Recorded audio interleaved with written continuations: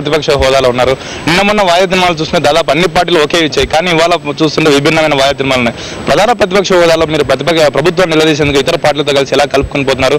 అక్రమ ప్రాజెక్టుల వ్యవహారంలో మీ వైఖరి ఎలా ఉండబోతుంది? ఇప్పుడు మేము ప్రధాన ప్రతిపక్షంగా మా బాధ్యత మేము నిర్వహిస్తున్నామండి. రాష్ట్రంలో ఉన్నటువంటి కరువు పరిస్థితులు కానీ, ఈ నిత్యావసర వస్తువుల ధరలు పెరుగుదల విషయంలో కానీ, ప్రాజెక్టుల విషయంలో కానీ, కరెంటు విషయంలో అన్ని విషయాల్లో ప్రతిపక్షంగా మా బాధ్యత మేము నిర్వహిస్తున్నాం. ఈ ప్రభుత్వాన్ని నిలదీసి ప్రజలకు న్యాయం చేయాలనేదే మా ఉద్దేశం తప్ప మరొకటి కాదు. కానీ వైఎస్ రాజశేఖర రెడ్డి గారు రోజు ఏదో ఒక రెచ్చగొట్టే ప్రసంగం చేయటం, ఏమి రెఫరెండం పెట్టుకుందాం నువ్వా నేనా తేల్చుకుందామని చెప్పి చివరికి ఆయనే మరి పక్కదారి పెట్టినటువంటి విషయం, వెనుకకు తగ్గినటువంటి విషయాన్ని మరి ప్రజలంతా ఇవాళ చూస్తూనే ఉన్నారు. నేను రోసయ్య గారు కూడా మీకు సిగ్గుందా లజ్జ ఉందా అని ముద్దుకృష్ణాయుడిని అవమానకరంగా మాట్లాడడం అనేది ఆయన వయసుకు తగదు. అటువంటి పెద్ద మనిషి 80 ఏళ్ల పెద్ద ఆయన ఆ విధంగా మాట్లాడి ఆయన విలువను ఆయన తీసుకుంటున్నటువంటిది నా అభిప్రాయం.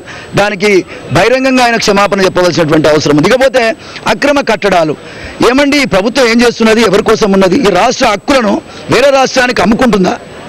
ఇవాళ కృష్ణానది మీద మొత్తంగా 55 ప్రాజెక్టులు కట్టారు వాళ్ళు, కర్ణాటక ప్రభుత్వం.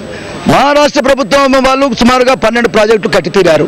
ఇటువంటి సందర్భంలో 5 సంవత్సరాలుగా మీరు ఏం చేస్తున్నారు? వాళ్ళతో కుమ్మక్కైపోయారా? ఈ రాష్ట్ర ప్రజలు ఏం చేయాలనుకుంటున్నాడు ఈ వైఎస్ రాజశేఖర గారు? అర్థం కానటువంటి పరిస్థితి. ఈ విషయాన్ని ఖచ్చితంగా ఈ ప్రభుత్వాన్ని నిలదీస్తాం. ఈ ప్రాజెక్టుల విషయం ఏందో తప్పకుండా మేము తెలుస్తాం. థ్యాంక్ యూ నరసింహ గారు.